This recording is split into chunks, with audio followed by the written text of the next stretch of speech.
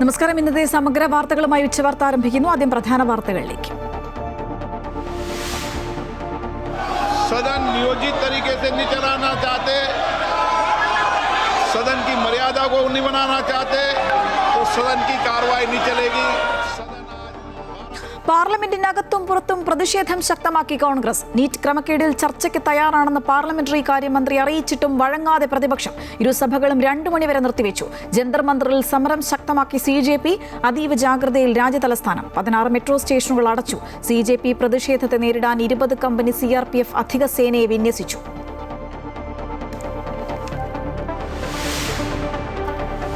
സംസ്ഥാനത്തെ പോലീസ് സംവിധാനം പൂർണ്ണ പരാജയമെന്ന ഹൈക്കോടതിയുടെ രൂക്ഷ വിമർശനം. നിതിൻ രാജ് കേസിൽ പ്രതി ഡോക്ടർ റാമിന് ജാമ്യം ലഭിക്കാൻ സാഹചര്യമൊരുക്കിയെന്നും ഉന്നത പോലീസ് ഉദ്യോഗസ്ഥനും റാമും തമ്മിൽ ഗൂഢാലോചന നടന്നുവെന്നും കോടതി. പണത്തിനു മീതെ പരുന്തും പറക്കില്ലെന്നും കോടതിയുടെ വിമർശനം. റാഗിംഗ് തടയാൻ നിയമം കൊണ്ടുവരുമെന്ന് മുഖ്യമന്ത്രി VD സതീശൻ. നിതിൻ രാജിന്റെ മരണത്തിൽ ക്രൈംബ്രാഞ്ചിന്റെ പുതിയ അന്വേഷണ സംഘം കണ്ണൂരിൽ.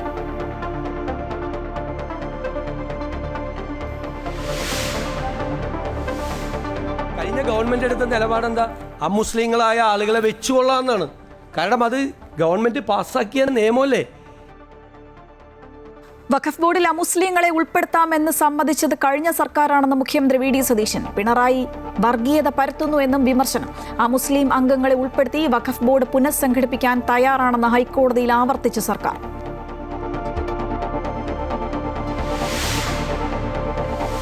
സംസ്ഥാനത്തെ തദ്ദേശ സ്ഥാപനങ്ങളിൽ വിജിലൻസ് പരിശോധന. 6 മുനിസിപ്പൽ കോർപ്പറേഷൻ, 30 മുനിസിപ്പാലിറ്റികൾ, 24 ഗ്രാമപഞ്ചായത്തുകൾ എന്നിവിടങ്ങളിൽ പരിശോധന. നടപടി തദ്ദേശ സ്ഥാപനങ്ങളിൽ വ്യാപകമായ അഴിമതിയെന്ന പരാതിയെ തുടർന്ന്.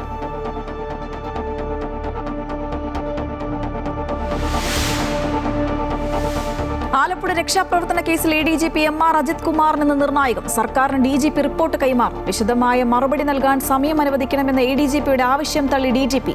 സർക്കാരിന്റെ തുടർ നീക്കം നിർണായകം. MR അജിത് കുമാറിനെ സർക്കാർ സംരക്ഷിക്കുന്നു എന്ന വാർത്ത അടിസ്ഥാനരഹിതമെന്ന് മുഖ്യമന്ത്രി.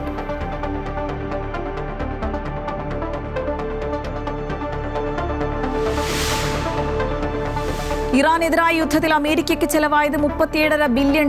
കണക്ക് വെളിപ്പെടുത്തി പ്രതിരോധ സെക്രട്ടറി. സൈനിക ശക്തി കൂട്ടാൻ അധിക ഫണ്ട് ആവശ്യപ്പെട്ട് ട്രംപ് ഭരണകൂടം. വിമർശനവുമായി ഡെമോക്രാറ്റ് സെനറ്റർമാർ. വർഷകാല സമ്മേളനത്തിന്റെ 3-ാം ദിവസവും സഭ സ്തംഭിച്ചു. പാർലമെന്റിനകത്തും പുറത്തും പ്രതിഷേധം ശക്തമാക്കി കോൺഗ്രസ്. നീറ്റ് ക്രമക്കേടിൽ ചർച്ചയ്ക്ക് തയ്യാറാണെന്ന് പാർലമെന്ററി കാര്യമന്ത്രി അറിയിച്ചിട്ടും വഴങ്ങാതെ പ്രതിപക്ഷം. ഇരുസഭകളും 2 മണിവരെ നിർത്തിവെച്ചു. 3 दिनों से सरकार की ओर से हमने ऑफर किया हुआ है। मैं औपचारिक तौर पर आज फिर माननीय स्पीकर महोदय आपके साथ से सुनिए ना, आपने बात कहा है तो सुनिए ना। सरकार नीट पेपर लीक का चर्चा के लिए पूरी तरह से तैयार है और हमने पहले दिन से कहा है जब चर्चा होती है तो किसी नियम के तहत होना पड़ता है और इसका व्यवस्था बनाना पड़ता है। मैं अनुरोध करता हूं कि चर्चा कब होना है, चर्चा का ड्यूरेशन कितना लंबा चर्चा होना है और किस नियम के तहत होना है। माननीय स्पीकर महोदय सारे पार्टी के फ्लोर लीडर से बातचीत करके इसका निर्णय किया जाए। കൂടുതൽ വിവരങ്ങളുമായി ജിഷ്ണു കൃഷ്ണൻ ചേരുകയാണ്. ജിഷ്ണു, പാർലമെന്റിനകത്തും പുറത്തും കോൺഗ്രസ് പ്രതിഷേധിക്കുകയാണ്. ഒപ്പം തന്നെ ജന്തർ മന്ദറിലാണെങ്കിൽ CJPയും സമരം ശക്തമാക്കുന്നു. അതുകൊണ്ട് തന്നെ ജാഗ്രതയിലാണ് രാജ്യതലസ്ഥാനം എന്ന് പറയേണ്ടി വരും. 16 മെട്രോ സ്റ്റേഷനുകളൊക്കെ അടച്ചിരിക്കുകയാണ്. എന്തൊക്കെ മുൻകരുതൽ നടപടിയാണ് സ്വീകരിച്ചിട്ടുള്ളത്?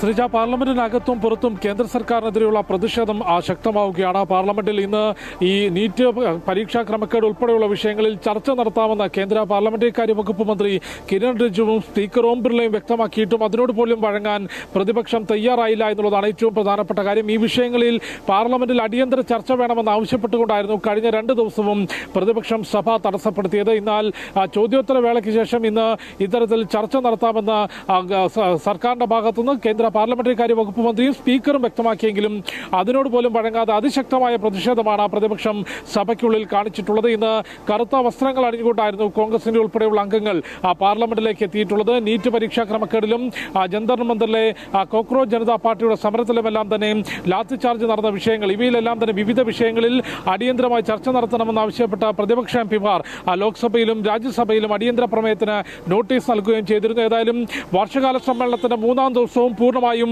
പ്രതിപക്ഷ ബഹളത്തിൽ മുങ്ങുകയാണ്. നീറ്റ് പരീക്ഷാ ക്രമക്കേടിൽ ചർച്ചയാകാമെന്ന് പറഞ്ഞിട്ട് പോലും പ്രതിപക്ഷം പ്രതിഷേധം തുടരുന്നു. ഒപ്പം രാജ്യതലസ്ഥാനം കനത്ത സുരക്ഷാ വലയത്തിലാണ്. ജന്തർ മന്ദിറിൽ കോക്രോച്ച് ജനതാ പാർട്ടിയുടെ സമരം തുടരുന്നു. ദൃശ്യങ്ങളിൽ കാണാം കോക്രോച്ച് ജനതാ പാർട്ടി സമരം നടത്തുന്ന ജന്തർ മന്ദിറിന്റെ പുറത്ത് 3 ലെയറുകളിലായി ബാരിക്കേഡുകൾ കെട്ടി RAF-ഉം ഒപ്പം ഡൽഹി പോലീസും CRPF-ഉം ഉൾപ്പെടെയുള്ള അർദ്ധസൈനിക വിഭാഗത്തെയും വിന്യസിച്ചിട്ടുണ്ട്. ഇന്ന് 20 കമ്പനി യൂണിറ്റിനെ കൂടി അധികമായി ഇവിടെ ജന്തർ മന്ദിറിന്റെ പരിസരത്തേക്ക് വിന്യസിച്ചിട്ടുണ്ട്. കൃത്യമായിട്ടുള്ള പരിശോധന നടത്തിയാണ് ഓരോ ആളുകളെയും, ഈ സമരത്തിലേക്ക് എത്തുന്ന ആളുകളെയെല്ലാം തന്നെ ജന്തർ മന്ദിറിനകത്തേക്ക് കടത്തിവിടുന്നത്. പ്രതിഷേധം CJP ശക്തമാക്കുന്നു. നിലവിൽ JP നദ്ദയ്ക്ക് മുൻപിലേക്ക് ഉന്നയിച്ചിട്ടുള്ള 3 ആവശ്യങ്ങൾ: ധർമ്മേന്ദ്ര പ്രധാന്റെ രാജിയും, ഈ നീറ്റ് പരീക്ഷാ ക്രമക്കേടിൽ ആത്മഹത്യ ചെയ്ത വിദ്യാർത്ഥികളുടെ കുടുംബത്തിന് 1 കോടി രൂപ ധനസഹായം, സോനം വാങ്ചുക്കിന്റെ മോചനം. ഈ 3 വിഷയങ്ങളിൽ അടിയന്തരമായി തീരുമാനമെടുത്തില്ലെങ്കിൽ സമരം ശക്തമാക്കുമെന്നാണ് ഈ CJP വ്യക്തമാക്കുന്നത്. എന്നാൽ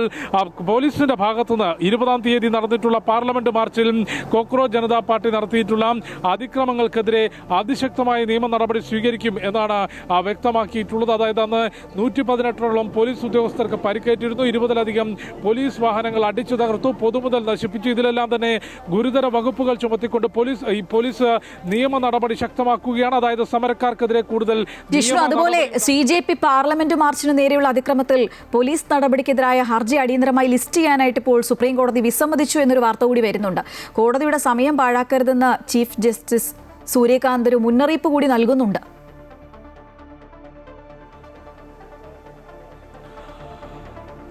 ഈ പാർലമെന്റ് മാർച്ചിൽ കോക്രോച്ച് ജനതാ പാർട്ടിക്കെതിരെ ലാത്തിചാർജ് നടത്തിയ വിഷയം അടിയന്തരമായി പരിഗണിക്കണമെന്ന് ആവശ്യപ്പെട്ടുകൊണ്ട് ഒരു അഭിഭാഷകനായിരുന്നു സുപ്രീം കോടതിയെ സമീപിച്ചത്. ഈ വിഷയത്തിൽ അടിയന്തരമായി കേസ് ലിസ്റ്റ് ചെയ്യാനാകില്ല എന്ന തീരുമാനമാണ് സുപ്രീം കോടതി എടുത്തത്. ആ സമയത്താണ് ഇത്തരത്തിൽ പോലീസ് അതിക്രമത്തിന്റെ ദൃശ്യങ്ങളുണ്ട്, അതിന്റെ വീഡിയോ ദൃശ്യങ്ങളുണ്ട് എന്ന് ഹർജിക്കാരൻ കോടതിക്ക് മുൻപിലേക്ക് വെക്കുകയും അതിന്റെ അനാവശ്യമായി കോടതിയുടെ സമയം കളയരുതെന്നും ഇത്തരം വീഡിയോ ദൃശ്യങ്ങൾ കാണാൻ നിലവിൽ സമയമില്ല എന്നും ചീഫ് ജസ്റ്റിസ് സൂര്യകാന്ത് തന്നെ വ്യക്തമാക്കിയിട്ടുള്ളത്. വിഷയം നിലവിൽ സുരക്ഷാ ഏജൻസികൾ പരിശോധിക്കുന്നുണ്ട് എന്ന നിരീക്ഷണത്തിലാണ് അത്തരത്തിലൊരു പരാമർശം സുപ്രീം കോടതിയുടെ ഭാഗത്തുനിന്നുണ്ടായത്. ഏതായാലും കോക്രോച്ച് ജനതാ പാർട്ടിക്കെതിരായിട്ടുള്ള ലാത്തി ചാർജുമായി ബന്ധപ്പെട്ട വിഷയം അടിയന്തരമായി പരിഗണിക്കാനോ ലിസ്റ്റ് ചെയ്യാനോ സുപ്രീം കോടതി ഏതായാലും തയ്യാറായിട്ടില്ല. അതിൽ പക്ഷേ ഡൽഹി പോലീസിന്റെ ഭാഗത്തുനിന്ന് അതിശക്തമായിട്ടുള്ള നിയമ നടപടി തുടരുകയാണ്. നിലവിൽ നേരത്തെ തന്നെ പൊതുമുതൽ നശിപ്പിച്ച വകുപ്പ് ഉൾപ്പെടുത്തി കേസ് രജിസ്റ്റർ ചെയ്തിരുന്നു. അതിലേക്ക് പോലീസിനെ ആക്രമിക്കൽ, പോലീസിന്റെ ജോലി തടസ്സപ്പെടുത്തൽ, ക്രമസമാധാന നില തകർക്കൽ ഉൾപ്പെടെയുള്ള വിവിധ വകുപ്പുകൾ ചേർത്തുകൊണ്ടാണ് ഇപ്പോൾ ഡൽഹി പോലീസ് ഈ നിയമ നടപടി ശക്തമാക്കുന്നത്. അതായത് കൂടുതൽ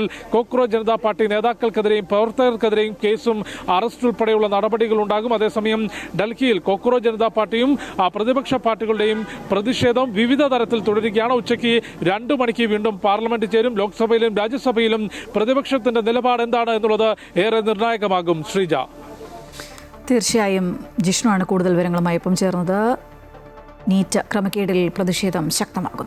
ജന്തർ മന്ദിറിൽ സമരം ശക്തമാക്കുകയാണ് പാർട്ടികൾ. കേന്ദ്രമന്ത്രി JP നദ്ദയുമായുള്ള ചർച്ചയിൽ ഉന്നയിച്ച ആവശ്യങ്ങളിൽ തീരുമാനമുണ്ടായിട്ടില്ലെങ്കിൽ വീണ്ടും പാർലമെന്റ് മാർച്ച് ഉൾപ്പെടെ കടുത്ത സമരമുണ്ടാകുമെന്നും കോക്രോച്ച് ജനതാ പാർട്ടി വ്യക്തമാക്കി. അതേസമയം പാർലമെന്റ് മാർച്ചിൽ പൊതുമുതൽ നശിപ്പിച്ച സംഭവങ്ങളിൽ കർശന നിയമ നടപടി സ്വീകരിക്കുമെന്ന് ഡൽഹി പോലീസ് വ്യക്തമാക്കി. ജിഷ്ണു കൃഷ്ണൻ തയ്യാറാക്കിയ റിപ്പോർട്ടിലേക്ക്. ജന്തർ മന്ദിറിൽ ഇപ്പോഴും കോക്രോച്ച് ജനതാ പാർട്ടിയുടെ സമരം തുടരുകയാണ്. നിലവിൽ കേന്ദ്ര സർക്കാരിന് മുൻപിൽ JP നദ്ദയ്ക്ക് മുൻപിലേക്ക് വെച്ചിട്ടുള്ള ആവശ്യങ്ങളിൽ ഒരു തീരുമാനം സർക്കാർ വളരെ വേഗത്തിൽ അറിയിക്കണമെന്ന ആവശ്യമാണ് ഇവിടെ ജന്തർ മന്ദിറിൽ കോക്രോച്ച് ജനതാ പാർട്ടിയുടെ വക്താക്കളെല്ലാം തന്നെ ഉന്നയിക്കുന്നത്. അതായത് 3 ആവശ്യങ്ങളാണ് കേന്ദ്ര ആരോഗ്യമന്ത്രി JP നദ്ദയ്ക്ക് മുൻപിലേക്ക് കോക്രോച്ച് ജനതാ പാർട്ടി ആ ചർച്ചയിൽ മുൻപോട്ട് വെച്ചിരുന്നത്. ഒന്ന്, വിദ്യാഭ്യാസ മന്ത്രി ധർമ്മേന്ദ്ര പ്രധാന്റെ രാജി. മറ്റൊന്ന്, ഈ നീറ്റ് പരീക്ഷയിലെ ചോദ്യപേപ്പർ ചോർച്ചയുമായി ബന്ധപ്പെട്ട് ബന്ധപ്പെട്ട് ആത്മഹത്യ ചെയ്തിട്ടുള്ള വിദ്യാർത്ഥികളുടെ കുടുംബത്തിന് 1 കോടി രൂപ ഉറപ്പാക്കണം, നഷ്ടപരിഹാരം നൽകണം. ഈ സമരവേദിയിൽ നിന്ന് അറസ്റ്റ് ചെയ്ത് കസ്റ്റഡിയിലെടുത്ത് ആശുപത്രിയിലേക്ക് മാറ്റിയ സോനം വാങ്ചുക്കിനെ മോചിപ്പിക്കണം. ഈ 3 ആവശ്യങ്ങളാണ് ഈ കേന്ദ്ര ആരോഗ്യമന്ത്രിയുമായുള്ള ചർച്ചയിൽ കോക്രോച്ച് ജനതാ പാർട്ടി മുൻപോട്ട് വെച്ചത്. ഇത് അതിവേഗം ആ വിഷയത്തിൽ ഒരു തീരുമാനം അറിയിക്കണം എന്നുള്ള കാര്യമാണ് ഇപ്പോൾ അറിയിക്കുന്നത്. അതിനുള്ളിൽ സമരം ശക്തമാക്കും എന്ന കാര്യം കൂടിയും ഈ കോക്രോച്ച് ജനതാ പാർട്ടി വ്യക്തമാക്കുന്നു. ഇവിടേക്ക് ഈ ഒരു ജന്തർ മന്ദിർ പ്രദേശത്തേക്ക് കൂടുതൽ ആളുകൾ എത്തിക്കൊണ്ടിരിക്കുകയാണ്. കഴിഞ്ഞ ദിവസം ഡൽഹിയിൽ പ്രതിഷേധത്തിനിടെ നരനായാട്ടാണ് പോലീസ് നടത്തിയതെന്ന് മുഖ്യമന്ത്രി വി ഡി സതീശൻ പറഞ്ഞു. എംപിമാരോട് ക്രൂരമായ നടപടിയാണ് പോലീസിന്റെ ഭാഗത്തുനിന്നുണ്ടായത്. രാഹുൽ ഗാന്ധിയെയും പ്രിയങ്ക ഗാന്ധിയെയും അറസ്റ്റ് ചെയ്തതിൽ ശക്തമായ പ്രതിഷേധം രേഖപ്പെടുത്തുന്നതായും മുഖ്യമന്ത്രി പ്രതികരിച്ചു. ഇന്നലെ ഡൽഹിയിൽ ലോകസഭയിലെ പ്രതിപക്ഷ നേതാവ് ശ്രീ രാഹുൽ ഗാന്ധിയെയും AICCയുടെ ജനറൽ സെക്രട്ടറിയും നമ്മുടെ MPയുമായ ശ്രീമതി പ്രിയങ്ക ഗാന്ധിയെയും ശ്രീ KC വേണുഗോപാൽ ഉൾപ്പെടെ കർണാടക മുഖ്യമന്ത്രി ശ്രീ DK ശിവകുമാർ ഉൾപ്പെടെയുള്ള നേതാക്കളെ, നമ്മുടെ മന്ത്രി ശ്രീ വിശ്വനാഥും നമ്മുടെ MPമാരും ഉൾപ്പെടെയുള്ള ആളുകളെ വളരെ മോശമായ രീതിയിലാണ് പോലീസ് അവരെ അറസ്റ്റ് ചെയ്ത് അവിടെ നിന്ന് നീക്കിയത്. സംസ്ഥാനത്തെ പോലീസ് സംവിധാനം പൂർണ്ണ പരാജയമെന്ന ഹൈക്കോടതി വിമർശനം. ഡോക്ടർ റാമിന് ജാമ്യം ലഭിച്ചതിൽ പോലീസ് ഒത്തുകളിച്ചു എന്ന് കോടതി. റാമിന് കീഴടങ്ങാൻ പോലീസ് അവസരമൊരുക്കി. പണത്തിനു മീതെ പരുന്തും പറക്കില്ല എന്ന സ്ഥിതിയെന്നും കോടതി വിലയിരുത്തി. കൂടുതൽ വിവരങ്ങളുമായി അഡ്വക്കേറ്റ് രാജേഷ് ചേരുകയാണ്. രാജേഷ്, പോലീസിനെ രൂക്ഷമായ ഭാഷയിൽ വിമർശിച്ചിരിക്കുകയാണ് ഹൈക്കോടതി. പ്രത്യേകിച്ച് റാമിന് വേണ്ട ഒത്താശ ചെയ്തു കൊടുത്തു എന്നുള്ള രൂക്ഷമായ ആരോപണങ്ങൾ കോടതിയുടെ ഭാഗത്തുനിന്ന് വരുന്നു.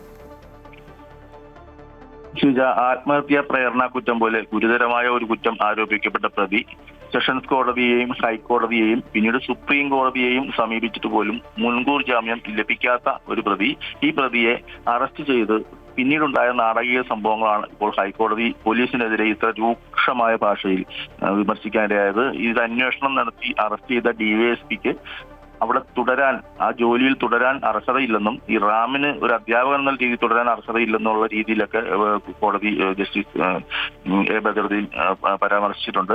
DYSPക്കെതിരെ നടപടിയെടുക്കണമെന്ന് തന്നെ നിർദ്ദേശിച്ചിട്ടുണ്ട്. ഇത്തരത്തിൽ രൂക്ഷമായ പ്രതികരണം ഉണ്ടാകാൻ കാരണം ഇദ്ദേഹത്തെ അറസ്റ്റ് ചെയ്ത് നടപടിക്രമം പാലിക്കാതെ സെഷൻസ് കോടതിയിൽ ഹാജരാക്കുകയായിരുന്നു. അപ്പോൾ BNS അനുസരിച്ച് കുറ്റം എന്താണ് ആരോപിക്കപ്പെട്ടതെന്നുള്ള ഒരു നോട്ടീസ് ഇദ്ദേഹത്തിന് നൽകിയിട്ട് വേണം ഹാജരാക്കുവാൻ.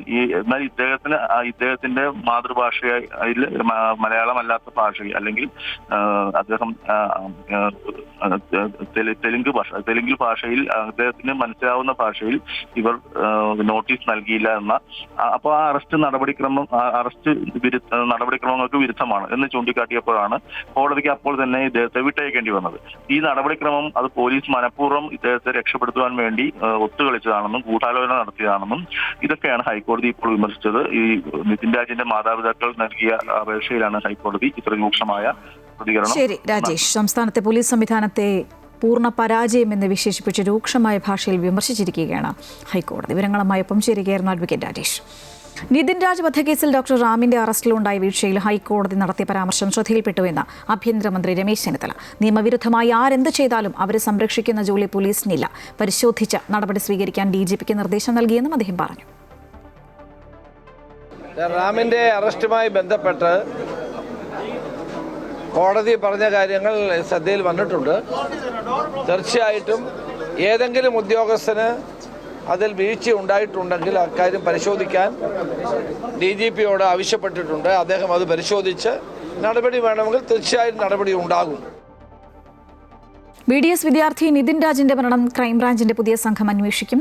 SP മോഹനചന്ദ്രന്റെ നേതൃത്വത്തിലുള്ള സംഘമാണ് ഇനി കേസ് അന്വേഷിക്കുക. കണ്ണൂരിലെത്തിയ സംഘം മുൻ അന്വേഷണ ഉദ്യോഗസ്ഥരുമായി കൂടിക്കാഴ്ച നടത്തി. 1-ാം പ്രതി ഡോക്ടർ റാമിനെ അറസ്റ്റ് ചെയ്യുന്നതിനുള്ള അനുമതിക്കായി തലശ്ശേരി SST കോടതിയിൽ അപേക്ഷ നൽകിയിട്ടുണ്ട്. കോടതി ഉത്തരവ് പ്രകാരം നടപടികൾ പൂർത്തിയാക്കാനാണ് ക്രൈംബ്രാഞ്ച് സംഘത്തിന്റെ തീരുമാനം.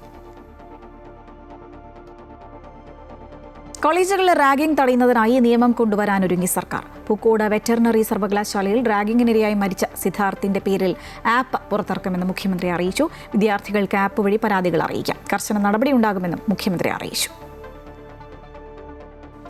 ഒരു റാഗിംഗ് നിയമം കൊണ്ടുവരാൻ വേണ്ടിയിട്ടുള്ള തീരുമാനമെടുത്തു. ഇങ്ങനെയുള്ള പരാതികൾ വരുമ്പോൾ ബന്ധപ്പെട്ട അധികാരികളെ അറിയിക്കാൻ വേണ്ടിയിട്ടുള്ള ഒരു സിദ്ധാർത്ഥ് ഡിസ്ട്രസ് ആപ്പ് രൂപീകരിക്കാനുള്ള തീരുമാനമെടുത്തു. വഖഫ് ബോർഡിൽ അമുസ്ലിങ്ങളെ ഉൾപ്പെടുത്താമെന്ന് സമ്മതിച്ചത് കഴിഞ്ഞ സർക്കാരാണെന്ന് മുഖ്യമന്ത്രി വി ഡി സതീശൻ. ഹർജി തള്ളണമെന്ന UDF സർക്കാർ ഹൈക്കോടതിയിൽ പറഞ്ഞ അതേ നിലപാട് തന്നെയാണ് വഖഫ് കമ്മിറ്റി സുപ്രീം കോടതിയിലും ആവശ്യപ്പെട്ടത്. എന്നിട്ടും പ്രതിപക്ഷ നേതാവ് വർഗീയത പടർത്തുന്നു എന്ന് മുഖ്യമന്ത്രി ആരോപിച്ചു. കഴിഞ്ഞ ഗവൺമെൻറ് എടുത്ത നിലപാടെന്താ? അമുസ്ലിങ്ങളായ ആളുകളെ വെച്ചുകൊള്ളാമെന്നാണ്. കാരണം അത് ഗവൺമെൻറ് പാസ്സാക്കിയ നിയമമല്ലേ അത്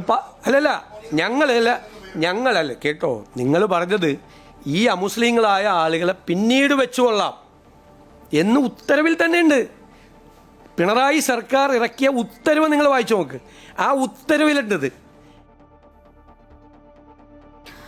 വഖഫ് ബോർഡിൽ മുസ്ലിങ്ങളെ ഉൾപ്പെടുത്താൻ തയ്യാറാണെന്ന് സർക്കാർ ഹൈക്കോടതിയിൽ നിലപാട് അറിയിച്ചു. വഖഫ് ബോർഡിന്റെ പ്രവർത്തനം പരിമിതപ്പെടുത്തിയ സാഹചര്യത്തിലാണ് സർക്കാർ വഴങ്ങിയത്. അഡ്വക്കേറ്റ് രാജേഷ് ഒരിക്കൽ കൂടി ചേരുന്നു. രാജേഷ്, വിവരങ്ങൾ. ഇക്കാര്യത്തിൽ സംസ്ഥാന സർക്കാരിന് നിയമപരമായി ചെയ്യാവുന്ന ഒരു കാര്യം തന്നെയാണ് ഇപ്പോൾ ഹൈക്കോടതിയിൽ സർക്കാർ നിലപാടെടുത്തിട്ടുള്ളത്. നിയമത്തിൽ തന്നെ 2 അമുസ്ലിങ്ങളെ ബോർഡിൽ ഉൾപ്പെടുത്തണം എന്നുണ്ട്. ഇത് ഉൾപ്പെടുത്താതെ ഈ ബോർഡിന്റെ പ്രവർത്തനം നടത്തിയതിനെതിരെ വന്ന ഹർജിയിലാണ് ഹൈക്കോടതി ഈ വഖഫ് ബോർഡിന്റെ പ്രവർത്തനം മരവിപ്പിച്ചത്. അതേ തുടർന്ന് സുപ്രീം കോടതിയിൽ പോയെങ്കിലും ഇതിൽ നയപരമായ തീരുമാനങ്ങൾ എടുക്കരുത് എന്ന നിർദ്ദേശത്തോടുകൂടി ഈ വിഷയം വീണ്ടും ഹൈക്കോടതിക്ക് തന്നെ പരിഗണിക്കാൻ വിട്ടു. അപ്പോൾ സംസ്ഥാന സർക്കാരിന് ചെയ്യാൻ കഴിയുന്ന കാര്യം ഈ നിയമപരമായ ആ ഒരു കാര്യം നടത്താൻ എന്ന് അറിയിക്കുക മാത്രമേ ഉള്ളൂ. അതുകൊണ്ട് തന്നെ ഇതിൽ ഉൾപ്പെടുത്താൻ തയ്യാറാണ് എന്ന് സംസ്ഥാന സർക്കാർ ഇപ്പോൾ ഹൈക്കോടതിയെ അറിയിച്ചിട്ടുണ്ട്. ശരി രാജേഷ്, വഖഫ് ബോർഡിൽ അമുസ്ലിങ്ങളെ ഉൾപ്പെടുത്താൻ തയ്യാറാണെന്ന് സർക്കാർ ഹൈക്കോടതി അറിയിച്ചിരിക്കുന്നു. മറ്റൊരു വാർത്തയിലേക്ക്. സംസ്ഥാനത്ത് തദ്ദേശ സ്ഥാപനങ്ങളിൽ വിജിലൻസിന്റെ പരിശോധന. 6 മുനിസിപ്പൽ കോർപ്പറേഷൻ, 30 മുനിസിപ്പാലിറ്റികൾ, 24 ഗ്രാമപഞ്ചായത്തുകൾ എന്നിവിടങ്ങളിലാണ് പരിശോധന നടക്കുന്നത്. ഓപ്പറേഷൻ പാർപ്പിടം എന്ന പേരിലാണ് പരിശോധന. തദ്ദേശ സ്ഥാപനങ്ങളിൽ വ്യാപകമായി അഴിമതി നടക്കുന്നു എന്ന പരാതിയെ തുടർന്നാണ് നടപടി. വർഷകാല സമ്മേളനത്തിന്റെ 3ാം ദിവസവും സഭ സ്തംഭിച്ചു. പാർലമെന്റിനകത്തും പുറത്തും പ്രതിഷേധം ശക്തമാക്കി കോൺഗ്രസ്. നീറ്റ് ക്രമക്കേടിൽ ചർച്ചയ്ക്ക് തയ്യാറാണെന്ന് പാർലമെന്ററി കാര്യമന്ത്രി അറിയിച്ചിട്ടും വഴങ്ങാതെ പ്രതിപക്ഷം. ഇരുസഭകളും 2 മണിവരെ നിർത്തിവെച്ചു. 3 दिनों से सरकार की ओर से हमने ऑफर किया हुआ है। मैं औपचारिक तौर पर आज फिर माननीय स्पीकर महोदय आपके साथ से अब सुनिए ना, आपने बात कहा है तो सुनिए ना। सरकार नीट पेपर लीक का चर्चा के लिए पूरी तरह से तैयार है और हमने पहले दिन से कहा है जब चर्चा होती है तो किसी नियम के तहत होना पड़ता है और इसका व्यवस्था बनाना पड़ता है। मैं अनुरोध करता हूं कि चर्चा कब होना है, चर्चा का ड्यूरेशन कितना लंबा चर्चा होना है और किस नियम के तहत होना है। माननीय स्पीकर महोदय, सारे पार्टी के फ्लोर लीडर से बातचीत करके इसका निर्णय किया जाए। കൂടുതൽ വിവരങ്ങളുമായി ജിഷ്ണു കൃഷ്ണൻ ചേരുകയാണ്. ജിഷ്ണു, പാർലമെന്റിനകത്തും പുറത്തും കോൺഗ്രസ് പ്രതിഷേധിക്കുകയാണ്. ഒപ്പം തന്നെ ജന്തർ മന്ദറിലാണെങ്കിൽ CJPയും സമരം ശക്തമാക്കുന്നു. അതുകൊണ്ട് തന്നെ ജാഗ്രതയിലാണ് രാജ്യ തലസ്ഥാനം എന്ന് പറയേണ്ടി വരും. 16 മെട്രോ സ്റ്റേഷനുകളൊക്കെ അടച്ചിരിക്കുകയാണ്. എന്തൊക്കെ മുൻകരുതൽ നടപടിയാണ് സ്വീകരിച്ചിട്ടുള്ളത്?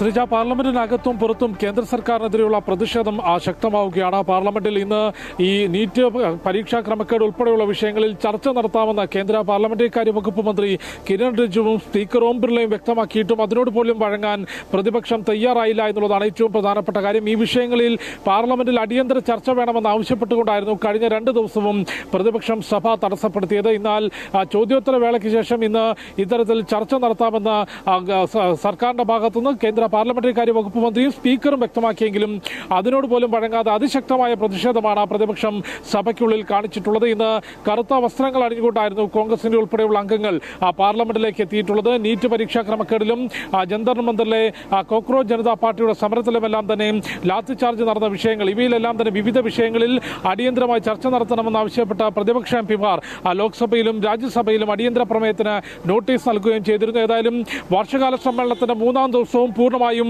പ്രതിപക്ഷ ബഹളത്തിൽ മുങ്ങുകയാണ്. നീറ്റ് പരീക്ഷാ ക്രമക്കേടിൽ ചർച്ചയാകാമെന്ന് പറഞ്ഞിട്ട് പോലും പ്രതിപക്ഷം പ്രതിഷേധം തുടരുന്നു. ഒപ്പം രാജ്യതലസ്ഥാനം കനത്ത സുരക്ഷാ വലയത്തിലാണ്. ജന്തർ മന്ദിറിൽ കോക്രോച്ച് ജനതാ പാർട്ടിയുടെ സമരം തുടരുന്നു. ദൃശ്യങ്ങളിൽ കാണാം കോക്രോച്ച് ജനതാ പാർട്ടി സമരം നടത്തുന്ന ജന്തർ മന്ദിറിന്റെ പുറത്ത് 3 ലെയറുകളിലായി ബാരിക്കേഡുകൾ കെട്ടി RAF-ഉം ഒപ്പം ഡൽഹി പോലീസും CRPF-ഉം ഉൾപ്പെടെയുള്ള അർദ്ധസൈനിക വിഭാഗത്തെയും വിന്യസിച്ചിട്ടുണ്ട്. ഇന്ന് 20 കമ്പനി യൂണിറ്റിനെ കൂടി അധികമായി ഇവിടെ ജന്തർ മന്ദിറിന്റെ പരിസരത്തേക്ക് വിന്യസിച്ചിട്ടുണ്ട്. കൃത്യമായിട്ടുള്ള പരിശോധന നടത്തിയാണ് ഓരോ ആളുകളെയും, ഈ സമരത്തിലേക്ക് എത്തുന്ന ആളുകളെയെല്ലാം തന്നെ ജന്തർ മന്ദിറിനകത്തേക്ക് കടത്തിവിടുന്നത്. പ്രതിഷേധം CJP ശക്തമാക്കുന്നു. നിലവിൽ JP നദ്ദയ്ക്ക് മുൻപിലേക്ക് ഉന്നയിച്ചിട്ടുള്ള 3 ആവശ്യങ്ങൾ: ധർമ്മേന്ദ്ര പ്രധാന്റെ രാജിയും, ഈ നീറ്റ് പരീക്ഷാ ക്രമക്കേടിൽ ആത്മഹത്യ ചെയ്ത വിദ്യാർത്ഥികളുടെ കുടുംബത്തിന് 1 കോടി രൂപ ധനസഹായം, സോനം വാങ്ചുക്കിന്റെ മോചനം. ഈ 3 വിഷയങ്ങളിൽ അടിയന്തരമായി തീരുമാനമെടുത്തില്ലെങ്കിൽ സമരം ശക്തമാക്കുമെന്നാണ് ഈ CJP വ്യക്തമാക്കുന്നത്. എന്നാൽ പോലീസിന്റെ ഭാഗത്തുനിന്ന് 20-ാം തീയതി നടന്നിട്ടുള്ള പാർലമെന്റ് മാർച്ചിൽ കോക്രോച്ച് ജനതാ പാർട്ടി നടത്തിയിട്ടുള്ള അതിക്രമങ്ങൾക്കെതിരെ അതിശക്തമായ നിയമ നടപടി സ്വീകരിക്കും എന്നാണ് വ്യക്തമാക്കിയിട്ടുള്ളത്. അതായത് അന്ന് 118ഓളം പോലീസ് ഉദ്യോഗസ്ഥർക്ക് പരിക്കേറ്റിരുന്നു. 20-ലധികം പോലീസ് വാഹനങ്ങൾ അടിച്ചു തകർത്തു, പൊതുമുതൽ നശിപ്പിച്ചു. ഇതിലെല്ലാം തന്നെ ഗുരുതര വകുപ്പുകൾ ചുമത്തിക്കൊണ്ട് പോലീസ് നിയമ നടപടി ശക്തമാക്കുകയാണ്. അതായത് സമരക്കാർക്കെതിരെ കൂടുതൽ. അതുപോലെ CJP പാർലമെന്റ് മാർച്ചിന് നേരെയുള്ള അതിക്രമത്തിൽ പോലീസ് നടപടിക്കെതിരായ ഹർജി അടിയന്തരമായി ലിസ്റ്റ് ചെയ്യാനായിട്ട് ഇപ്പോൾ സുപ്രീം കോടതി വിസമ്മതിച്ചു എന്നൊരു വാർത്ത കൂടി വരുന്നുണ്ട്. കോടതിയുടെ സമയം പാഴാക്കരുതെന്ന് ചീഫ് ജസ്റ്റിസ് സൂര്യകാന്ത് ഒരു മുന്നറിയിപ്പ് കൂടി നൽകുന്നുണ്ട്.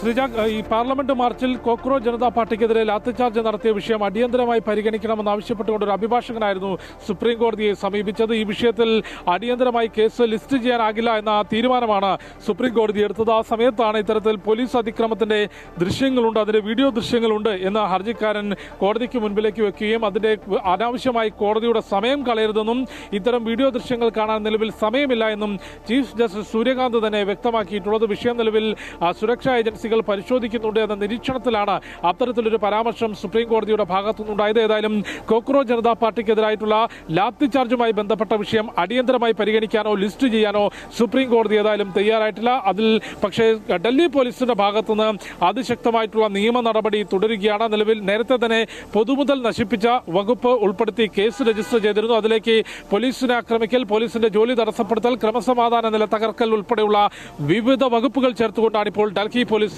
ഈ നിയമ നടപടി ശക്തമാക്കുന്നത്. അതായത് കൂടുതൽ കോക്രോച്ച് ജനതാ പാർട്ടി നേതാക്കൾക്കെതിരെയും പ്രവർത്തകർക്കെതിരെയും കേസും അറസ്റ്റ് ഉൾപ്പെടെയുള്ള നടപടികൾ ഉണ്ടാകും. അതേസമയം ഡൽഹിയിൽ കോക്രോച്ച് ജനതാ പാർട്ടിയും പ്രതിപക്ഷ പാർട്ടികളുടെയും പ്രതിഷേധം വിവിധ തരത്തിൽ തുടരുകയാണ്. ഉച്ചയ്ക്ക് 2 മണിക്ക് വീണ്ടും പാർലമെന്റ് ചേരും. ലോക്സഭയിലും രാജ്യസഭയിലും പ്രതിപക്ഷത്തിന്റെ നിലപാട് എന്താണ് എന്നുള്ളത് ഏറെ നിർണായകമാകും. ശ്രീജ, തീർച്ചയായും ജിഷ്ണുവാണ് കൂടുതൽ വിവരങ്ങളുമായി ഒപ്പം ചേർന്നത്. നീറ്റ് ക്രമക്കേടിൽ പ്രതിഷേധം ശക്തമാകുന്നു. ജന്തർ മന്ദിറിൽ സമരം ശക്തമാക്കുകയാണ് പാർട്ടികൾ. കേന്ദ്രമന്ത്രി JP നദ്ദയുമായുള്ള ചർച്ചയിൽ ഉന്നയിച്ച ആവശ്യങ്ങളിൽ തീരുമാനമുണ്ടായിട്ടില്ലെങ്കിൽ വീണ്ടും പാർലമെന്റ് മാർച്ച് ഉൾപ്പെടെ കടുത്ത സമരമുണ്ടാകുമെന്നും കോക്രോച്ച് ജനതാ പാർട്ടി വ്യക്തമാക്കി. അതേസമയം പാർലമെന്റ് മാർച്ചിൽ പൊതുമുതൽ നശിപ്പിച്ച സംഭവങ്ങളിൽ കർശന നിയമ നടപടി സ്വീകരിക്കുമെന്ന് ഡൽഹി പോലീസ് വ്യക്തമാക്കി. ജിഷ്ണു കൃഷ്ണൻ തയ്യാറാക്കിയ റിപ്പോർട്ടിലേക്ക്.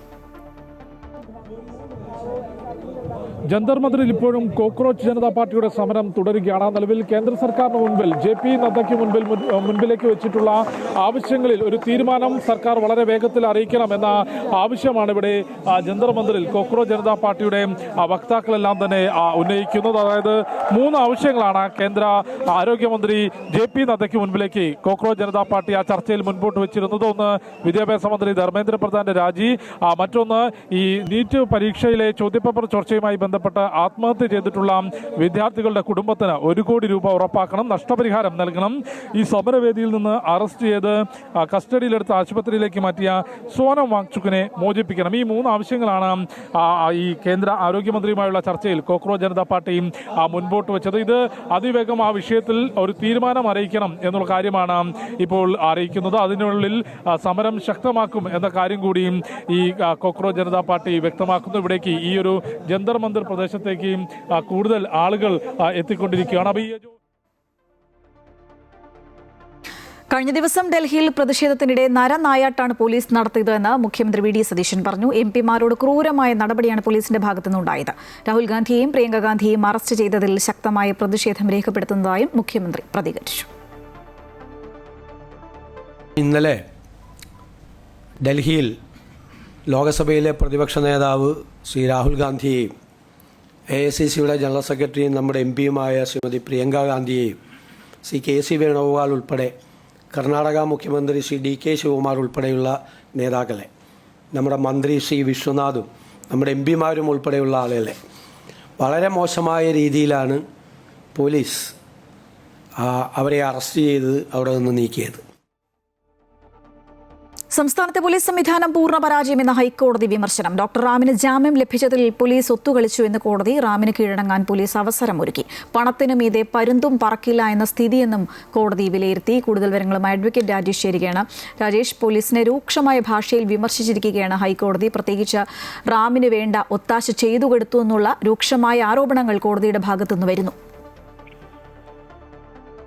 ആത്മഹത്യാ പ്രേരണ കുറ്റം പോലെ ഗുരുതരമായ ഒരു കുറ്റം ആരോപിക്കപ്പെട്ട പ്രതി സെഷൻസ് കോടതിയെയും ഹൈക്കോടതിയെയും പിന്നീട് സുപ്രീം കോടതിയെയും സമീപിച്ചിട്ട് പോലും മുൻകൂർ ജാമ്യം ലഭിക്കാത്ത ഒരു പ്രതി, ഈ പ്രതിയെ അറസ്റ്റ് ചെയ്ത് പിന്നീടുണ്ടായ നാടകീയ സംഭവങ്ങളാണ് ഇപ്പോൾ ഹൈക്കോടതി പോലീസിനെതിരെ ഇത്ര രൂക്ഷമായ ഭാഷയിൽ വിമർശിക്കാനിടയായത്. ഇത് അന്വേഷണം നടത്തി അറസ്റ്റ് ചെയ്ത DYSPക്ക് അവിടെ തുടരാൻ, ആ ജോലിയിൽ തുടരാൻ അർഹതയില്ലെന്നും ഈ റാമിന് ഒരു അധ്യാപകൻ എന്ന രീതിയിൽ തുടരാൻ അർഹതയില്ലെന്നുള്ള രീതിയിലൊക്കെ കോടതി ജസ്റ്റിസ് A ബദറുദ്ദീൻ പരാമർശിച്ചിട്ടുണ്ട്.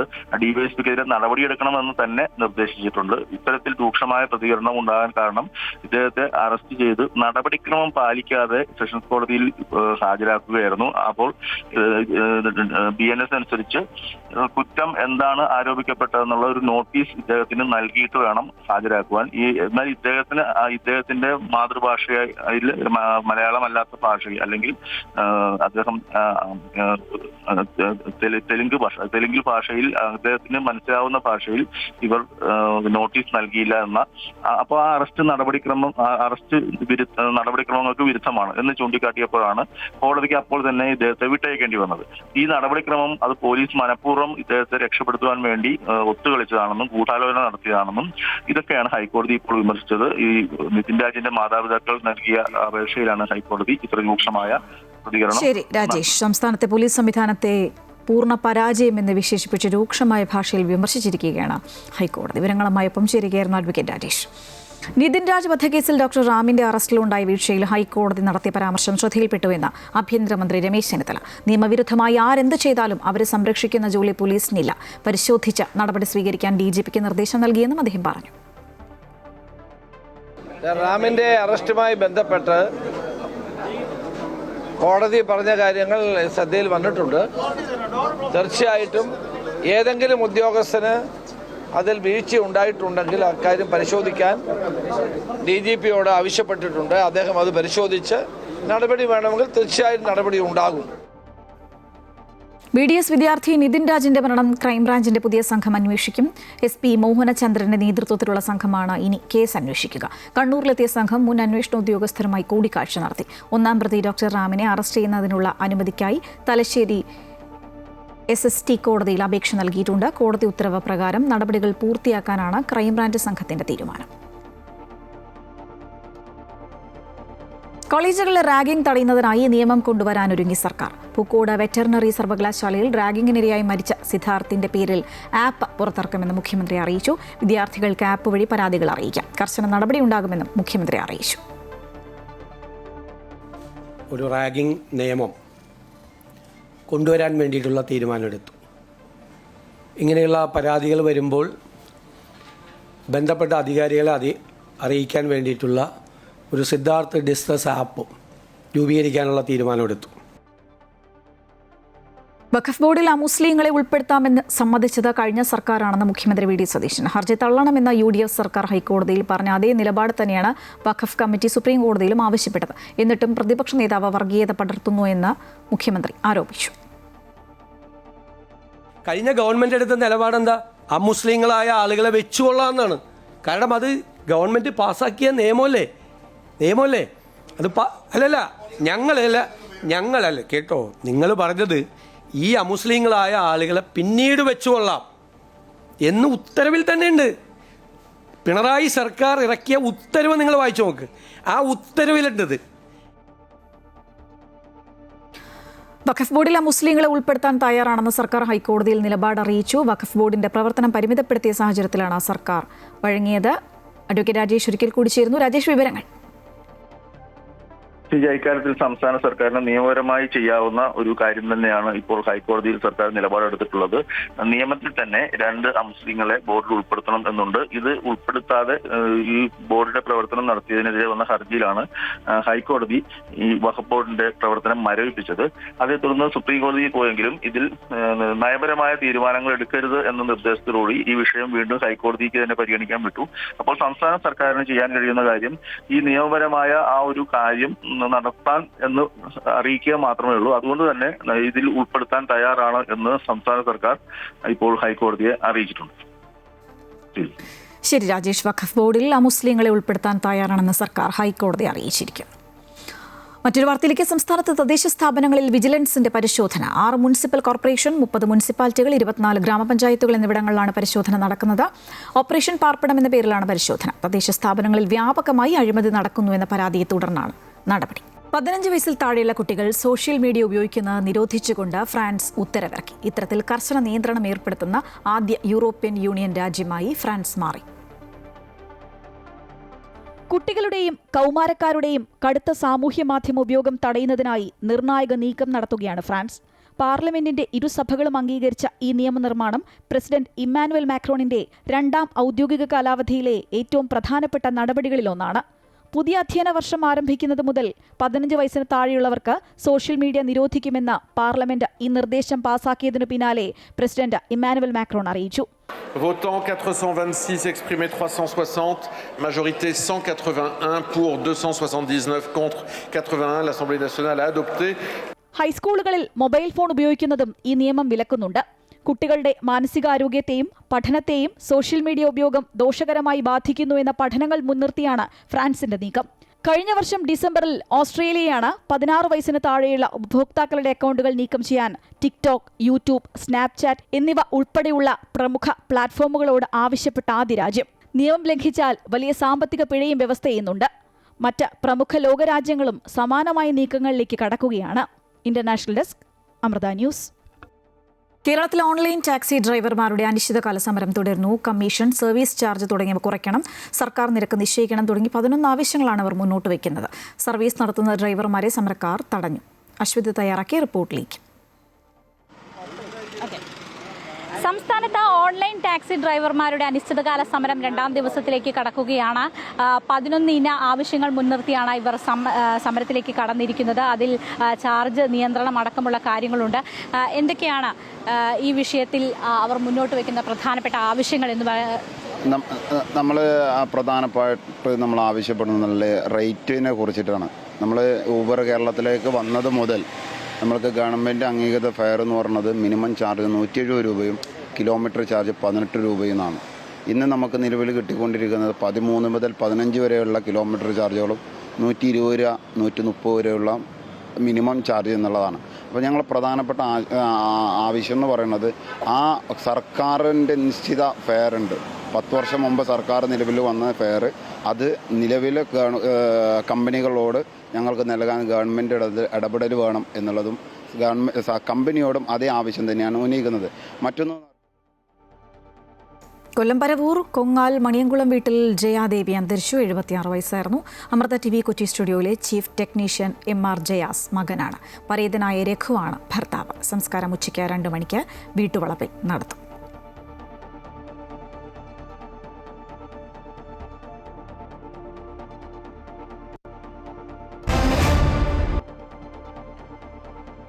ഇരുപത്തിമൂന്നാമത് കോമൺവെൽത്ത് ഗെയിംസിന് നാളെ സ്കോട്ട്ലൻഡിലെ ഗ്ലാസ്ഗോയിൽ തുടക്കമാകും. ഓഗസ്റ്റ് 2 വരെ നടക്കുന്ന കായിക മാമാങ്കത്തിൽ 74 രാജ്യങ്ങളിൽ നിന്നുള്ള താരങ്ങൾ മാറ്റുരയ്ക്കും.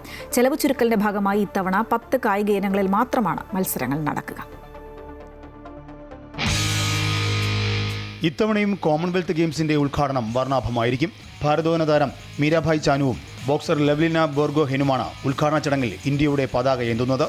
2022 ബെർമിംഗ്ഹാം കോമൺവെൽത്ത് ഗെയിംസിൽ ഭാരോദ്വഹനത്തിൽ സ്വർണം നേടിയ താരമാണ് മീരാഭായ് ചാനു.